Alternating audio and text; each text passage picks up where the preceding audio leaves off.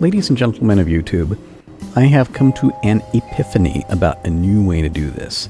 See, the whole reason for this whole time that I've been using this gigantic ugly engine, I mean really, that thing is ugly. I don't like using it. This was because I knew that I would have to change various parameters on it, and I was under the impression, the mistaken impression, that in order to save changed parameters, I would have to use the stock engines. You know what? That's not true. It is not true at all, because we have this module manager mod. If I combine the module manager with tweakable parameters, this means that I can share a separate config file. I can make a config file that will add this tweakable parameters to any engine that I feel like adding it to. Like maybe this one. Yeah, except maybe I don't want to use that kind of style at all. And this is no change to the config file of the part of the modded part itself, so I don't have to contact the mod maker. I just have to share the module manager config file. Okay, yeah, forget it's a whole bunch of details. The point that I'm getting at is I can use these engines. Okay, so I'm thinking that a large problem with our launch, our engine was actually overpowered. Yeah, what's a mainsail do for us? Mainsail 1500, and that was actually because this space shuttle really is a smaller scale version of the real thing.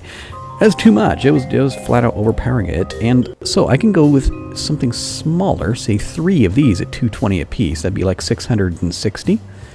Here, let's go set this up. Bang. And just put that on there and jump through all the hoops that I need to. I want to be able to change the mass. And okay, so the stock mass of this part, dry mass 1.5. I want to be able to go, now I'll learn my lesson from previously that I'll actually want the option of going all the way from half the original size to 3 times the original. Yeah, 0.75 to 4.5 in increments of 0.25. Add. And whenever I get around to actually sharing the vehicle, the craft file, these changes will be in that craft file. I don't need to share like an entirely new version of this engine. But trust me, it's gonna work. It's gonna be cool. It's gonna be really cool. Okay, so let me just make certain that all the mass, max thrust, gimbal range. Good. Okay, hit P again. Close that window. Let's adjust this field mass.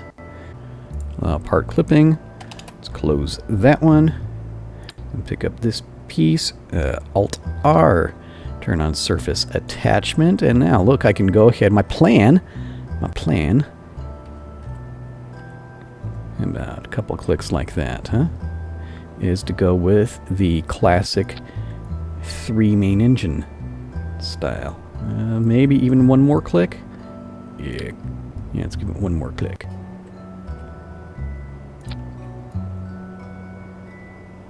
Yeah, don't that look cool, huh?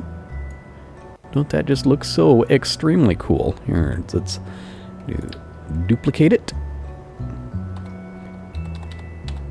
Surface attach. Turn, oops, other way. There we go. Make certain it's not sticking out the bottom. I imagine that could be an issue. Hey, why did my mirroring turn off? Stop that. Yep, there we go. Up there, I can still see that little edge poking out. About like that, huh? That's really close to that top one. Here, as looking through the forest of these other parts, keeps on turning my mirroring off. Can I separate them a little bit like this? Maybe it's okay if they stick out the bottom of that adapter piece just a little bit, right? It won't hurt anything. Yeah, how about that? Would that look cool? And let me see, I believe in doing that, I should have something for, like, all three of them, right? Yes, I do. And we have the same values for all three of them. So, yeah, so that's 660 total thrust off of those main engines. So, what, 760, because these guys are 50 apiece. I don't feel a need to change those. Actually, maybe I take that back. I do feel a need to change these just because I can, because more gimbal range is always a good thing. For me, anyways. Oh, I'm feeling happy about this. Okay, I bet you this is going to work. Now let's go ahead and put the adapter back on there just to make it look less ugly, because I do not like having ugly on my spaceships, and feel ugly needs to be eradicated wherever it's found. It's like, you know, it's vermin, it's pest. There we go. Significantly less ugly. And looking closer and closer to the space shuttle. How about that, huh? I'm happy about it. I also believe that, see, we've got this other mod, this CurbCom Avionics, which gives you extra control. It helps balance RCS, it helps balance thrust from engines for a slightly asymmetrical craft. I believe that I do not need any more the engine torque compensation plug-in. So here, let me see. Right now, let's see. This is saved. If I just pull these off temporarily, because the engineer doesn't know what to do with those. And we put all of, whoops, what's going on with this? No, I want all the stuff down here. All the engines, all 5 engines, lighting at first. It gives me a thrust to weight ratio of 0.95. It is not quite capable of lifting itself, but it doesn't need to be. Maybe, okay, let's go ahead and take a look at shrinking. I want to shrink the external fuel tank just enough. I want to make this give it a thrust to weight ratio of 1. It's 0.96, 0.97. Whoops, no, I didn't mean to click on it. No! There we go. Thrust to weight ratio of exactly 1. But let's just take a look at something. Let's take a look in this current configuration. Center of mass, center of thrust. Oh, look how close. Oh, look how close. Oh my god, that's like almost dead center. Forget it, I'm not touching it. Don't change a thing. So the main engines, the liquid-fueled engines, they have enough juice to effectively neutralize the mass of this thing at initial launch, but not enough to really get it accelerated, not enough to get it moving. So we're going to depend upon our solid rocket boosters to actually get it moving. And this is the thing. See, as long as we're still taking the reference, we're taking the inspiration from the real-life space shuttle, I know that its solid rocket boosters provide about right around 80% of its initial thrust right at launch. 20% from the liquid engines, 80% from the solids. Good, I say. I suppose we would call this the Enterprise B, really. I really do wish that... See, the dimensions just still aren't quite right. The diameter of the external fuel tank, it should be bigger around than the orbiter, and these need to be wider as well. But you know, it's okay. It's an approximation. It's gonna work. It's close enough. It's close enough for my purposes. Okay, now let's go with these guys. I think one thing that I forgot to mention in a previous video, if you're using these, these have an interesting feature. See, these guys, they'll burn for 100 seconds, and then there's a tiny amount of solid rocket fuel which is actually stored in the nose cone. It's just enough. It's set that right at 100 seconds, this exhaust nozzle will gimbal over. Here, let me turn it over. You see the one red tab. You want to pay attention to how you install that one red tab, because right at 100 seconds, most of this booster's thrust is going to disappear, but it'll have just enough to gimbal over. And in theory, you should not need separatrons. It'll fly itself gently away from the vehicle. So, yeah, it turns in the direction of the red tab. So it's very important to keep that in mind. Which means if I go on this other side, I think I need to turn it the other way. Good. Let's do a whole lot of strutting, because these things, all their joints in there, they're going to wobble. Wobble, wobble, wobble. You don't want them wobbling.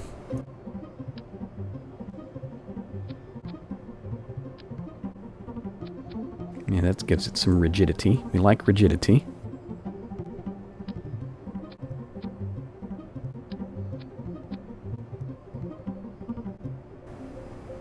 Okay, yeah, looks like our staging is good so far. Let's save that while I'm thinking on it. Let's go ahead and put our launch stabilizing clamp gantry what's-its back on the wings where I had them before. Enterprise B. Save. Yeah, Enterprise A. Not so much a success, but, you know, we learned a few things, so it's probably good. It's still kind of disturbing me. Look how much distance we have from between the orbiter and the tank.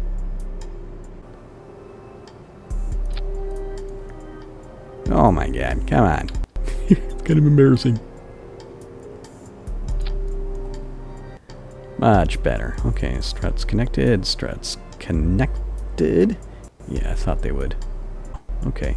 Save it, and let's do a trial launch and see if it works, huh? I bet you it works. Okay, yeah, here we are.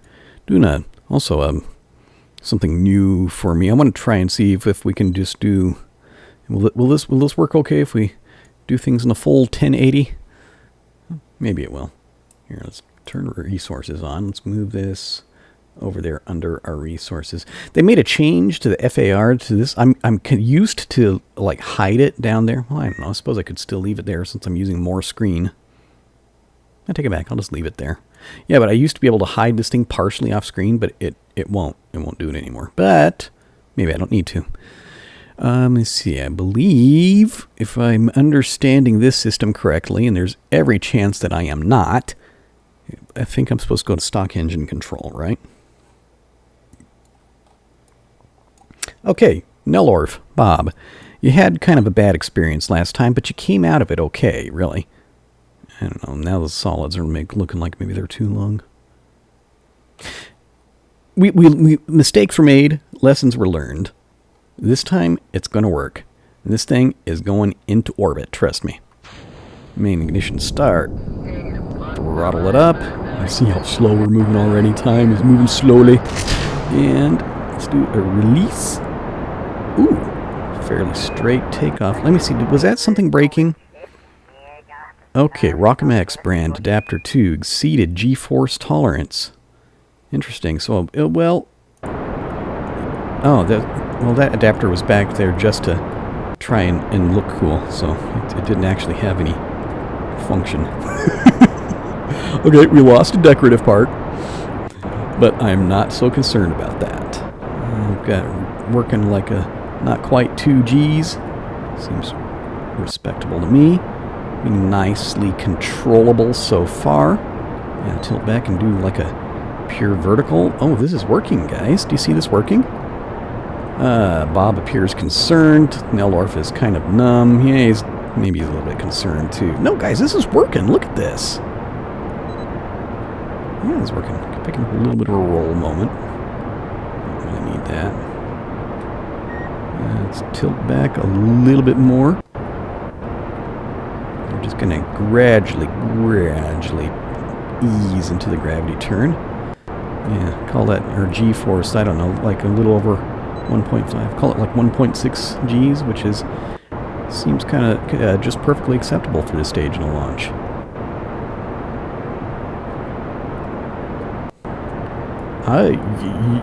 It's working smooth, guys. It's working smooth.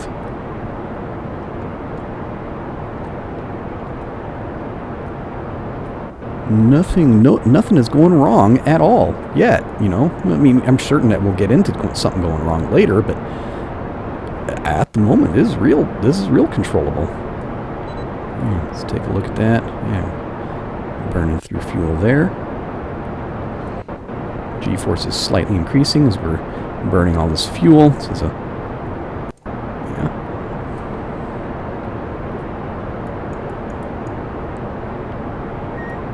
Oh, you kidding me? We got a shuttle here. How about that, huh? It kind of smooths out. We just, as we're going supersonic now. So that's good.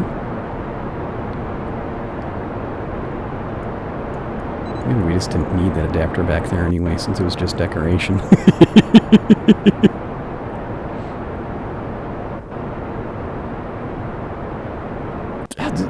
It's perfect. No complaints. Let's pitch back a little bit more. Nicely controllable. I can set it at a pitch angle and it stays there. Dudes. Of course, we haven't tried. Okay, so I believe that so far it looks like this thing will launch. I still don't know whether... I mean, and I believe we should have more than enough delta V to orbit. Should. Still don't know if it'll re-enter. If it does re-enter, I don't know if it'll glide. If it does glide, I don't know if it'll land. So, it's still a bunch of steps. I probably shouldn't have said that. Neldorf and Bob not enjoying it. So, of course, we're up to about 3 Gs now. It's been approaching 90 seconds into the launch, so in about another 10 seconds we're going to be jettisoning the solids. Oh, let's not lose control there. I was on the verge of losing control. Yeah, okay. Yeah, with all that. Apoapsis already up there above 70, so they're 96 seconds. 97. 98. 99. 100. Jettison. Those should jettison. Oh, those did not jettison correctly. This is a problem, guys. Here, let's just shut that off for now. That did not jettison correctly. Throttle up. Give me some more control, please. Apoapsis up there at 90 kilometers.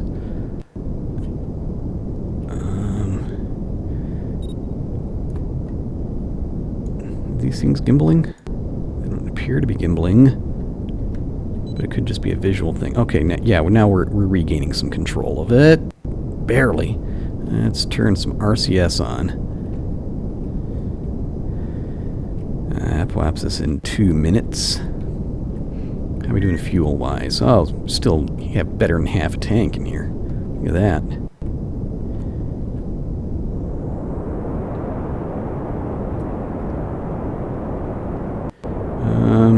I don't see my exhaust vectoring at all. I'm thinking maybe it's not gimbaling the way it's supposed to.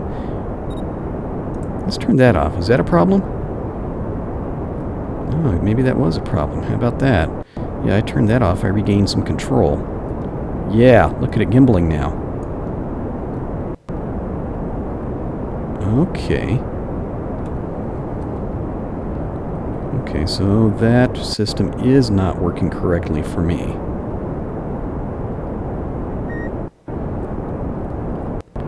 Apoapsis up there, approaching 94. Let's see if we can pitch back some. It's not... Yeah, actually point this thing kind of below the horizon in order to not let our Apoapsis grow out of control.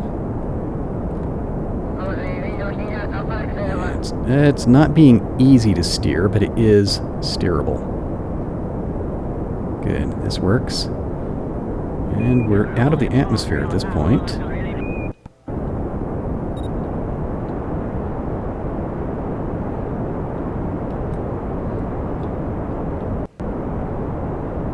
Yeah, it tends, if I just set the SAS, it'll hold, I mean it wobbles within a few degrees, but it will hold an attitude. So that's good. Let's actually point it up a few more degrees about here. Yeah, I can work with that. Dude, we got an operating shuttle here.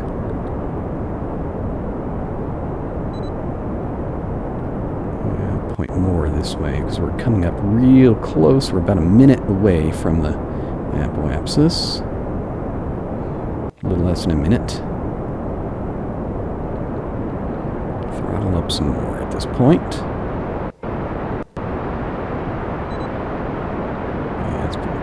Thrust about a full 2 Gs there. That's good. Keep an eye on this.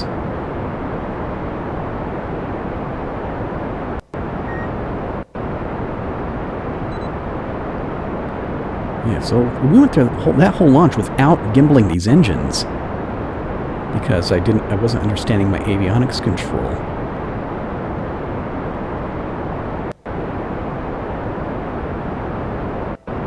So it'd be more controllable if I had full gimbal authority, you know? Mildorf, was that a smile? Well, no, not really. Bob, yeah, I knew you were not smiling.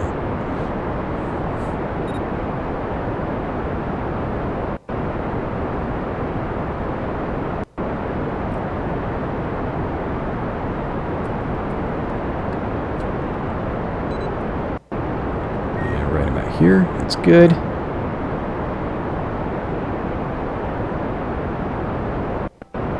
Lots and lots of fuel. Look at this. Yeah. This is a. Yeah. Okay. So we haven't tested the whole re-entry and landing thing, but as an orbiter, I'm just going to call it right now. This is solid. This works out just fine.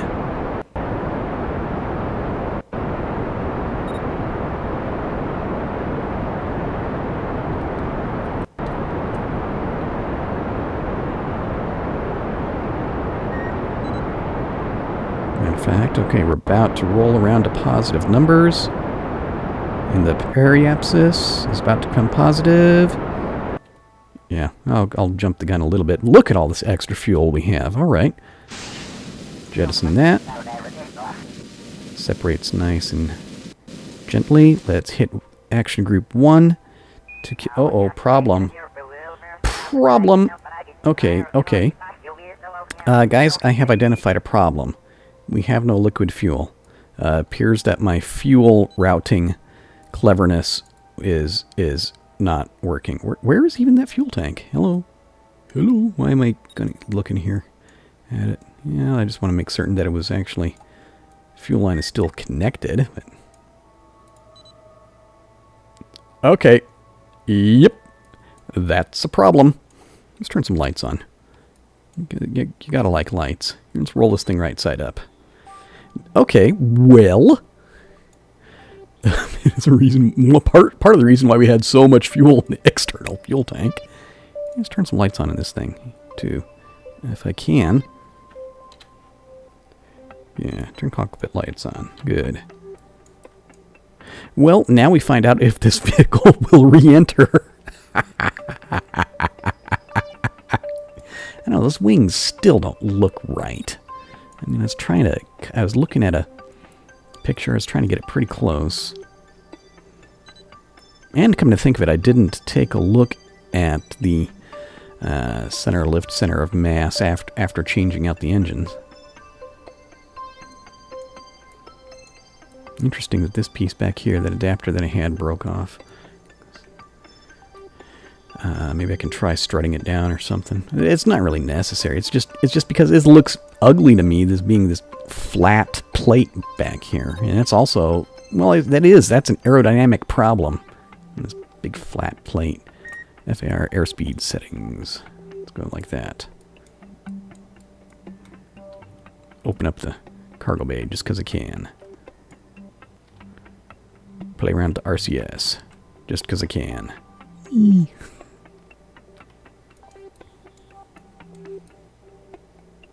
Yeah, man, we got us a shuttle. It's just, okay. Fuel appears to be a problem, and we'll find out what kind of manners she has in the atmosphere.